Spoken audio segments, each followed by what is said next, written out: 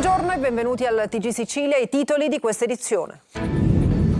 È stato scarcerato dopo meno di 48 ore l'uomo che in un video picchiava il figlio della compagna di appena 10 anni. A deciderlo il GIP di Catania Luigi Barone. Intanto nel rione San Cristoforo c'è rabbia e indignazione, soprattutto tra le donne. 14enne aggredito nella centralissima piazza Stesicora a Catania, colpito con un tirapugni al volto, tanto da provocargli una frattura in faccia e danni ad un occhio. Al nostro TG lo sfogo del padre, lo hanno picchiato senza motivo. Gli episodi di violenza in pieno centro fanno crescere la sensazione di insicurezza in città. San Berillo, ostaggio di degrado e inciviltà, lo storico quartiere catanese tra montagne di spazzatura, prostituzione e spaccio di droga. Esasperati i residenti, passa il tempo ma non cambia nulla. 5 misure cautelari per il tentato omicidio commesso nell'ottobre del 2025 di un giovane a Paternò. Secondo gli inquirenti si tratterebbe di un agguato per vendicare il figlio di un boss del clan di Paternò. Un'operazione della Guardia di Finanza ha fatto luce su un presunto sistema illecito legato allo smaltimento dei rifiuti nel Nisseno. Decine le persone coinvolte con arresti e sequestri. 57enne in coma dopo aver mangiato crostacei. È successo a Canicattì, nell'Agrigentino. L'uomo si è sentito male il 31 dicembre dopo aver consumato un aperitivo. Altri 3 amici che erano assieme a lui ricoverati. Indagini su possibili ostriche contaminate. E poi il calcio, il Catania pareggia in casa del Foggia e attende stasera il match del Benevento per capire se resterà in testa alla classifica. Siracusa e Trapani protagoniste di 2 vittorie di grande importanza che hanno dato nuovo entusiasmo alle squadre di Turati e Aronica.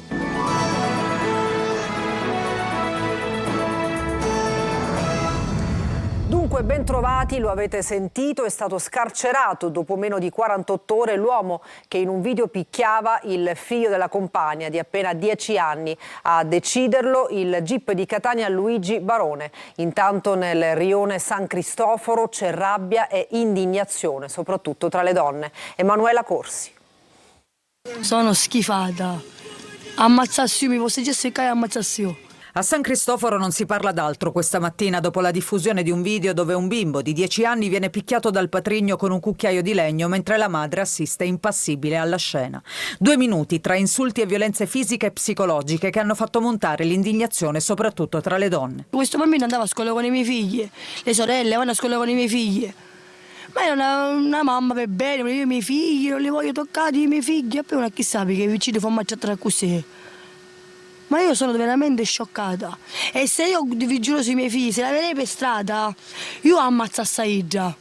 Per farci pure che Ida ci fece pure al suo figlio, a due vecchio di me, perché per me è un orco, un cesso, proprio una merda, perché manco mascolo, perché mascolo ne fa queste cose. Qui nel quartiere nessuno si era accorto di nulla, come ci dice un uomo della zona. Non si sentivano voci, non si sentivano urla, non si sentiva niente.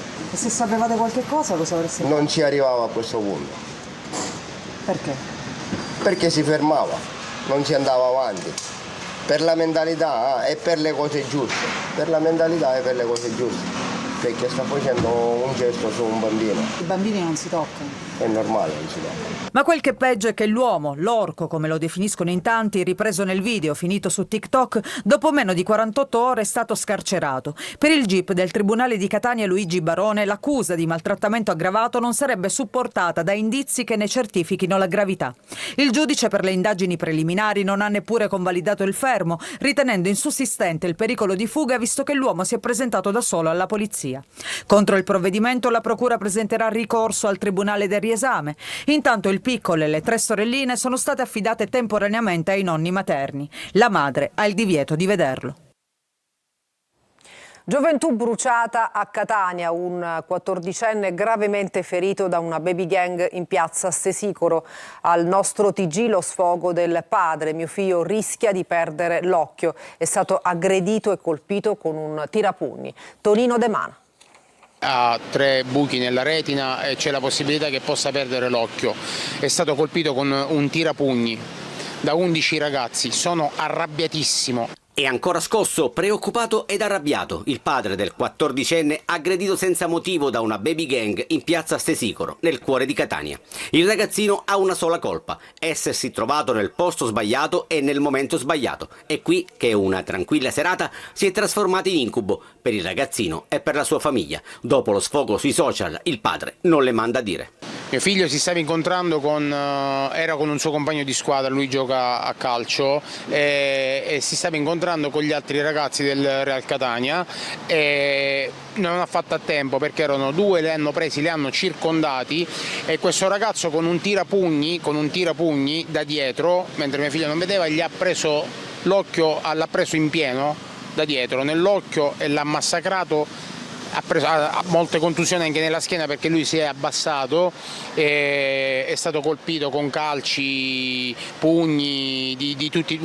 Guardi, non mi faccia ripetere la scena perché sinceramente prova angoscia, rabbia, ira, tutto ciò che si possa provare in una situazione del genere. E si punta il dito contro l'omertà. Quello che mi fa stare ancora più male è l'indifferenza delle persone che passavano intorno e facevano finta di nulla, quindi allargavano il raggio di camminata per non passare vicino alla rissa. Gli autori della vile aggressione, tutti minorenni, sono stati identificati dalla polizia.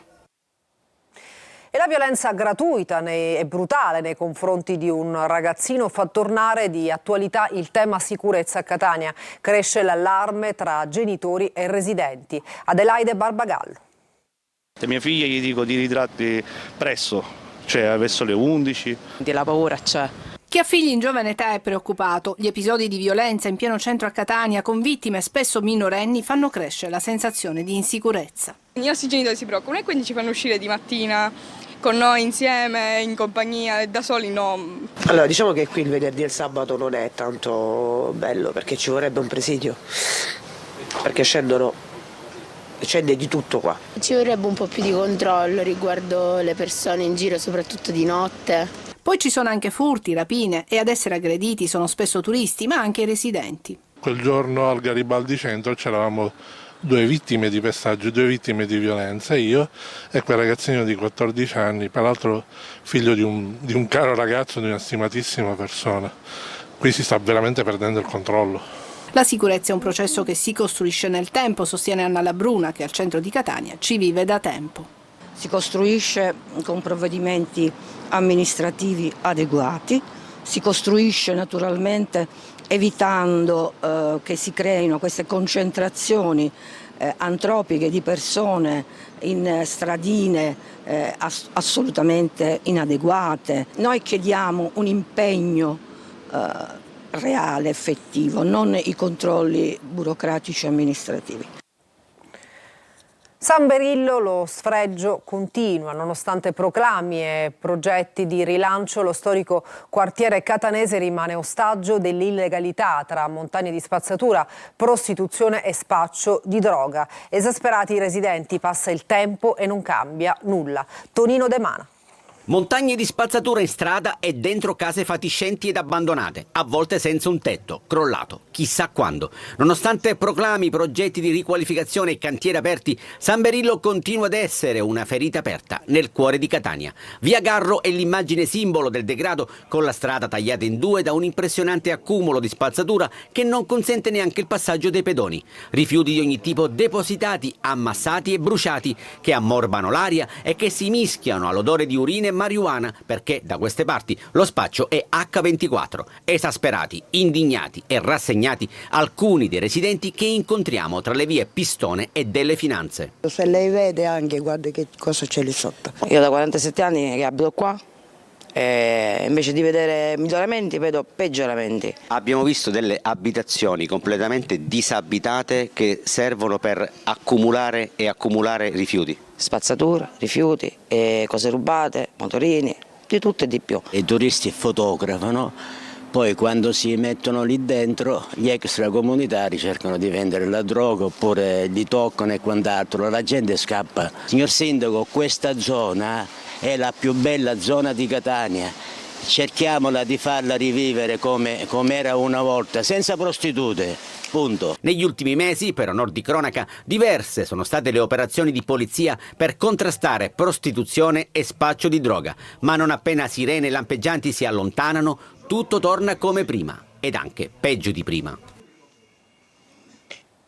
2 persone domiciliari e 2 con obbligo di dimora ad Alcamo. A 2 mesi dalla rissa violenta avvenuta ad Alcamo a novembre, disposte le misure cautelari per 4 persone. Ad avere la peggio in quella rissa un giovane di 23 anni di Alcamo. Laura Spanò.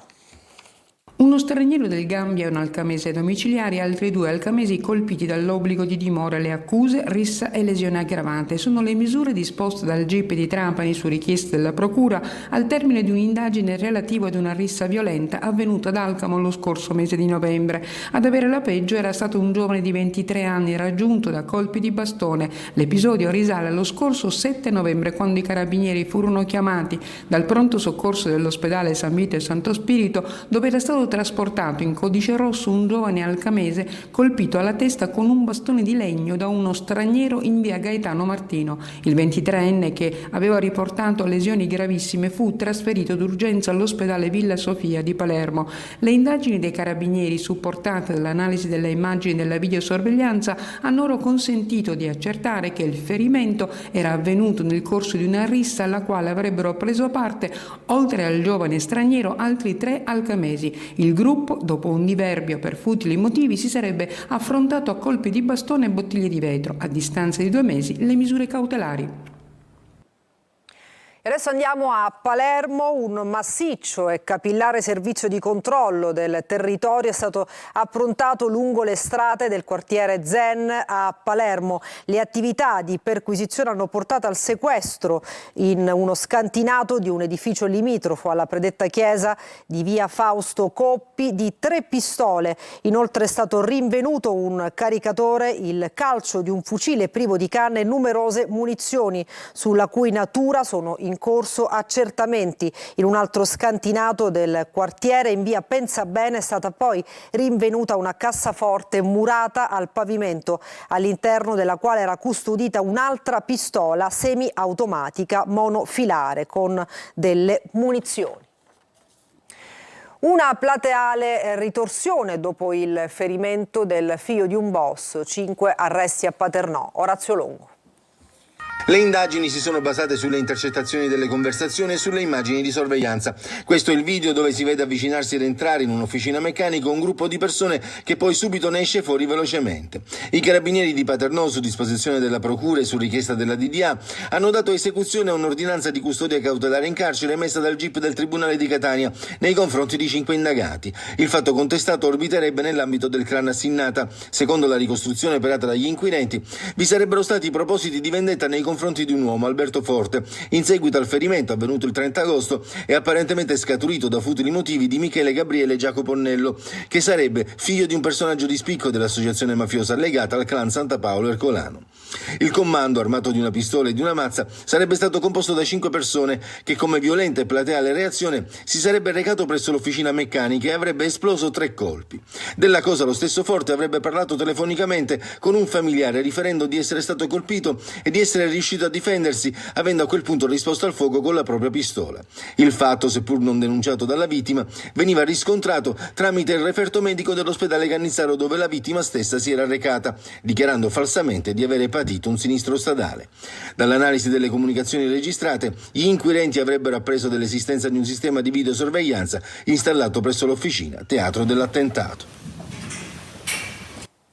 E torniamo a parlare dell'inchiesta che ha coinvolto l'ex rettore di Messina. La Procura ha inviato nuovi avvisi di garanzia anche ai dirigenti amministrativi che hanno dato l'ok ai rimborsi chiesti dal professor Cuzzocrea. Francesco Triolo. Si allarga l'inchiesta sui rimborsi di progetti del Dipartimento di Chio Biofarm che ha coinvolto l'ex rettore dell'Università di Messina Salvatore Cuzzocrea. Giovedì prossimo si discuterà l'appello davanti al giudice del riesame, ma la Procura di Messina, con un provvedimento delle procuratrici Liliana Todor e Roberta Laspeme, hanno inviato un nuovo avviso di garanzia a Cuzzocrea e anche all'ex segretaria amministrativa del Dipartimento fino al 2022 Leonarda Urzì, all'ex segretario amministrativo dal 2022 al 2023 dello stesso Dipartimento Antonino Zagami e a Sebastiano Campagna, già direttore del Dipartimento dal 2019 al 2023. L'accusa formulata è peculato e falso. Sono due i filoni dell'indagine, il primo legato ai rimborsi chiesti all'ex rettore, il secondo sulla legittimità di 61 decreti di pagamento emessi dal Dipartimento di Chio Biofarm a società private o imprenditori per finanziare progetti di ricerca, ma in realtà utilizzati per la costruzione di un'importante struttura per attività equestri a Via Grande. I 3 dirigenti saranno ascoltati dai PM ed essendo nella fase delle indagini preliminari tutto potrebbe concludersi anche con la prova dell'assenza di ogni forma di responsabilità degli indiziati. E ricorre oggi il 42esimo anniversario dell'assassinio di Pippo Fava, giornalista, scrittore e fondatore de I Siciliani, ucciso dalla mafia a Catania il 5 gennaio del 1984. A Sostampa Sicilia e la sezione provinciale di Catania ricordano Fava come esempio di giornalismo libero, rigoroso e coraggioso, capace di raccontare tra rapporti, mafia, affare e potere. Secondo il figlio Claudio, la verità sull'omicidio non è venuta per intero a Galla. Giuseppe Fava non ha mai scritto una riga sul mito Santa Paola o sulla famiglia Ercolano. Era compito nostro della sua truppa di giornalisti. Il racconto di Giuseppe Fava è il racconto di un intellettuale che ricostruisce un ordito di potere corrotto e colluso.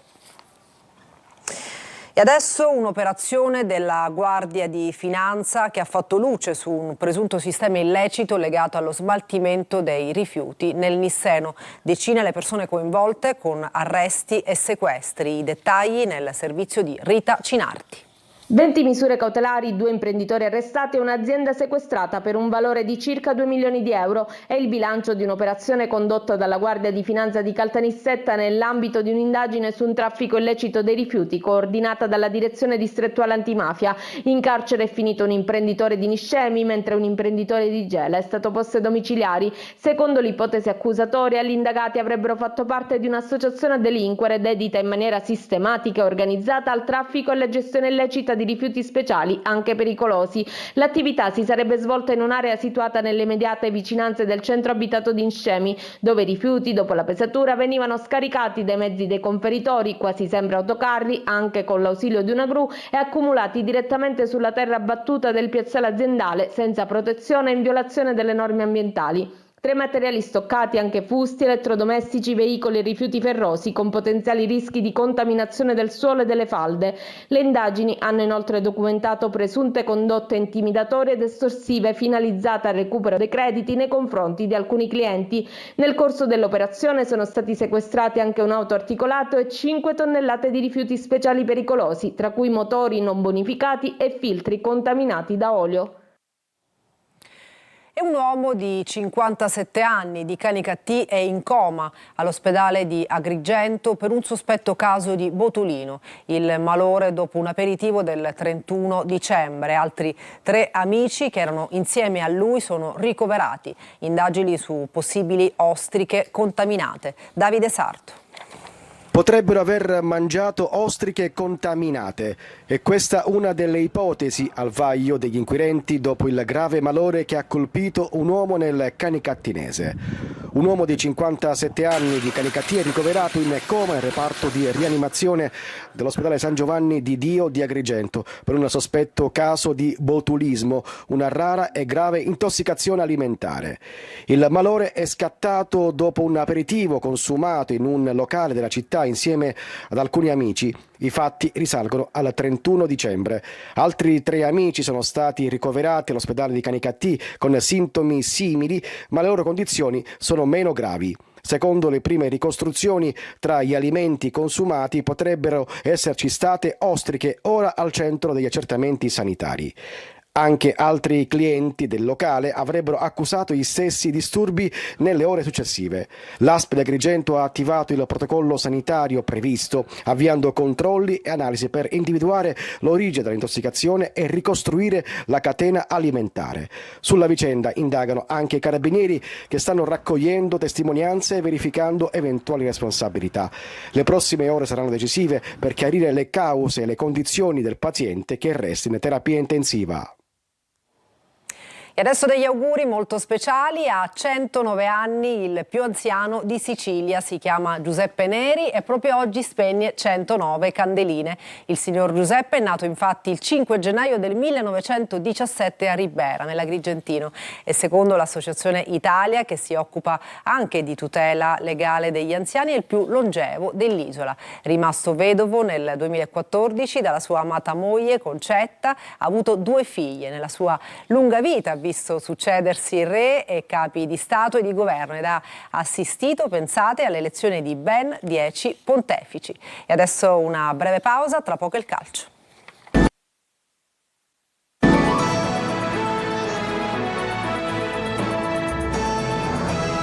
Bentornati al TG Sicilia, adesso il calcio. Il Catania pareggia in casa del Foggia e attende stasera il match del Benevento per capire se resterà in testa alla classifica. Intanto attesi altri colpi di mercato dopo Bruzzaniti. Marco Carli.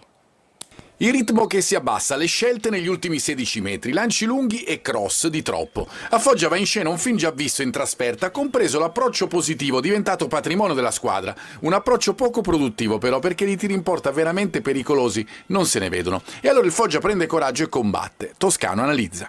Quando noi giochiamo con 2 trequartisti e non con Lunetta o con un altro attaccante che sa riempire l'area, non è l'impressione, non la riempi. Sto cercando di stimolare sia D'Ausilio sia Jimenez di riempire l'area, perché a rimorchio ci possono arrivare anche i centrocampisti o i quinti. Poi c'è la regola non scritta del calcio. Di Gennaro non segna di testa il gol del vantaggio. E dall'altra parte, invece, ecco la gran rete di Bevilacqua, al volo, sotto la traversa. Gol sbagliato, gol subito, quasi una conseguenza, così com'è conseguenziale l'innesto di Rolfini, che ha lo spunto vincente. Non è fortunato perché avrebbe meritato il gol, invece ci pensa Jimenez a causare l'autorete di Buttaro. Adesso torna protagonista il mercato. Dopo Bruzzaniti, in tribuna a Foggia, che comincerà in settimana ad allenarsi con la squadra, obiettivo centrocampista. Si dialoga con l'Atalanta per Giabua, l'alternativa principale è Vallocchia. Fari puntati anche sul difensore. Intanto Pastore parla così della questione Jimenez. Non ti dico che è una sensazione positiva, perché vi ricordo quest'estate con Inglese come è finita, però Caleb vuole rimanere e noi lo vogliamo tenere. Penso che già sia un punto di partenza importante. Oltre le difficoltà societarie, Siracusa e Trapani hanno conquistato 2 vittorie di grande importanza che hanno dato nuovo entusiasmo alle squadre di Turati e Aronica. Francesco Triolo. 2 vittorie fondamentali per aspetti diversi, ma fondamentali sia per il Siracusa che per il Trapani. Gli azzurri hanno spazzato via una delle regine del campionato, la Salernitana, in un momento complicatissimo per il futuro societario. Un avvio determinato con il gol di Di Paolo dopo 1 minuto ed una pressione costante da parte degli uomini turati, che nel finale del primo tempo hanno raddoppiato con Contini, e poi sono stati anche lucidi nella ripresa, nel gestire il ritorno della Salernitana, trovando il 3-1 nel momento migliore dei Granata. Sono 3 punti che fanno uscire per il momento il Siracusa anche dalla zona play-out, e il direttore sportivo rilancia sul mercato. Sono andati in via e andranno via diversi elementi, ne arriveranno altri, ha precisato. Successo fondamentale anche del Trapani, che ha battuto il Casarana al provinciale con un gol dell'ultimo arrivato, il rumeno Stauciuk. 3 punti arrivati in un clima di grande contestazione nei confronti della proprietà e al termine di una partita dove i Granata hanno fallito diverse occasioni prima di arrivare al vantaggio. È una bella iniezione di fiducia per la squadra, come ha detto anche l'allenatore Totò Aronica, che sul mercato ha visto partire gente come Ciotti, Carriero, Negro e presto anche Canotto. E per questa edizione è tutto. TG Sicilia torna alle ore 20. Grazie per averci seguito e buona giornata.